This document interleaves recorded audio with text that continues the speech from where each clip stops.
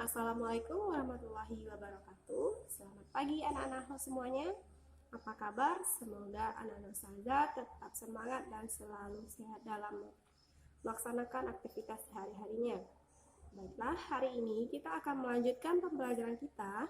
Dan hari ini kita memasuki subtema baru, yaitu subtema 2.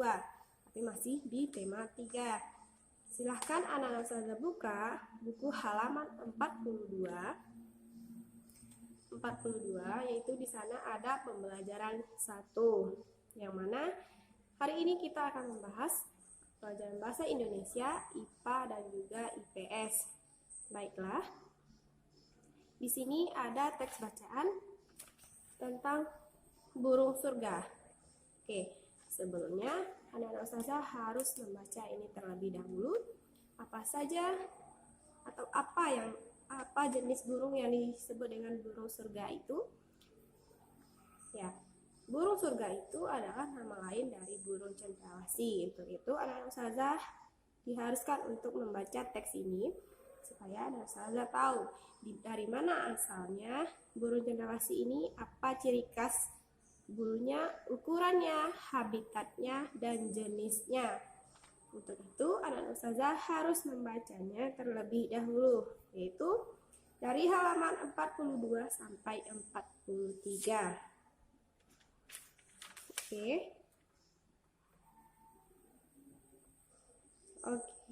Berdasarkan teks yang telah anak-anak Ustazah baca tadi, masih banyak hewan yang memiliki manfaat yang berada di sekitar kita. Tidak hanya binatang burung cendrawasih, tapi juga ada yang lain seperti kupu-kupu, kucing, dan jenis serangga lainnya.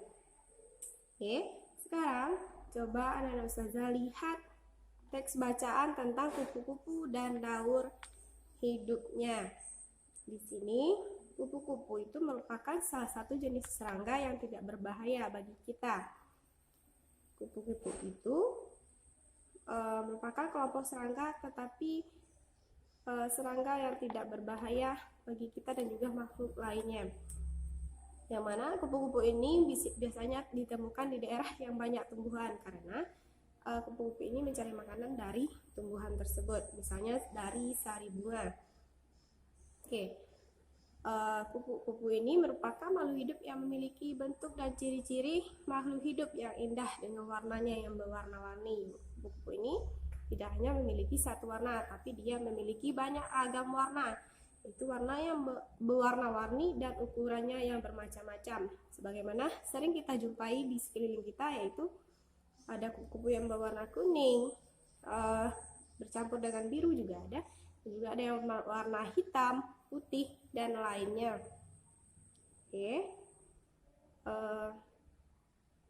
Di sini akan dijelaskan tentang proses terbentuknya atau proses terjadinya kupu-kupu menjadi bentuk yang sempurna. Yaitu yang pertama ada telur, ada ulat, ada kepompong, maka setelah itu dia akan menjadi yang namanya kupu-kupu. Oke, kita bahas satu persatu. Yang pertama tadi ada telur. Telur itu adalah proses yang pertama kali yang akan diawali dengan dari bentuk atau bagian terkecil. Dan dalam hal ini mulailah terbentuknya telur. Yang kedua ada yang namanya ulat, yaitu fase yang kedua. Yaitu fase yang paling mungkin tidak disukai banyak orang. Kenapa? Karena setelah telur, kupu-kupu menetas akan berubah menjadi ulat atau larva yang tidak bentuknya yang sangat menggelikan bagi orang yang tidak biasa dengan itu. Ulat ini memiliki ukuran dan warna yang berbeda-beda tergantung dari induknya. Ya, ulat ini tidak selalu ukuran kecil atau ukurannya besar, tetapi tergantung dari induknya. Ulat memiliki kegiatan utama dan mungkin bisa dibilang satu-satunya kegiatannya yaitu makan. Jadi, fase yang kedua yaitu adalah ulat. Yang ketiga, pupa atau kepompong, yaitu fase selanjutnya yang mana ulat akan membuat cangkang atau yang biasanya disebut dengan kepompong. Biasanya kita temukan itu bergelantungan misalnya ada di pohon. Ya, di sana akan dia seperti akan membuat seperti daun yang dililitkan pada dirinya dengan menggunakan benang atau khusus dari dalam dirinya yang biasanya mengandung yang namanya sutra. Oke. Selanjutnya, kupu-kupu ini dikenal sebagai serangga penyerbuk tanaman yang membantu bunga-bunga dalam berkembangnya menjadi buah. Dan juga bagi petani atau orang pada umumnya, kupu-kupu ini berguna untuk membantu penyerbukan tanaman. Kupu. Ya, berarti yang pertama tadi kupu-kupu ini dikenal sebagai serangga penyerbuk tanaman yang membantu bunga-bunga dalam berkembangnya menjadi buah. Yang kedua, kupu-kupu ini bermanfaat untuk membantu penyerbukan tanaman. Jadi, kupu-kupu ini memiliki banyak manfaat bagi manusia. Itu contohnya tadi untuk membantu penyerbukan tanaman yang nantinya akan dipetik atau dimanfaatkan oleh manusia. Jadi kupu-kupu ini hidupnya tidak hanya di dataran rendah ataupun di dataran tinggi, tapi hidup di kedua-duanya. Hidup di dataran rendah dan juga di dataran tinggi. Jadi di Indonesia ini kupu-kupunya sangat beragam, berbeda dengan negara lain. Negara lain hanya misalnya memiliki 2 warna atau 3 warna saja, sedangkan di kita itu memiliki warna yang bervariasi atau beraneka ragam. Baiklah, setelah anak ustazah tadi mengetahui tentang manfaat pentingnya hewan bagi keseimbangan lingkungan. Nah, sekarang anak ustazah akan ikut berperan penting dalam kelestarian hewan dengan membuat poster ya namanya. Oke. Minggu-minggu lalu kita telah membahas yaitu tentang poster ya. Oke. Poster yang mana poster itu berisi ajakan atau informasi supaya kita berbuat atau ajakan kepada masyarakat untuk membuat baik terhadap tumbuhan maupun terhadap hewan. Oke. Di sini setelah kita tadi mempelajari yang pertama tadi ada burung cendrawasih atau burung surga, yang kedua ada kupu-kupu. Jadi sekarang kita akan mencoba untuk membuat poster yang berisi ajakan untuk menyayangi dan merawat hewan. Di sini sebelum kita memulai ada beberapa informasi tentang hal yang harus dilakukan dalam membuat poster.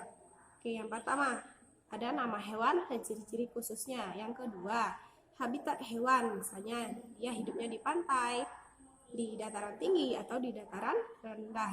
Yang ketiga, manfaat hewan tersebut bagi masyarakat, misalnya tadi kupu-kupu, apa manfaatnya bagi masyarakat, yaitu membantu petani dalam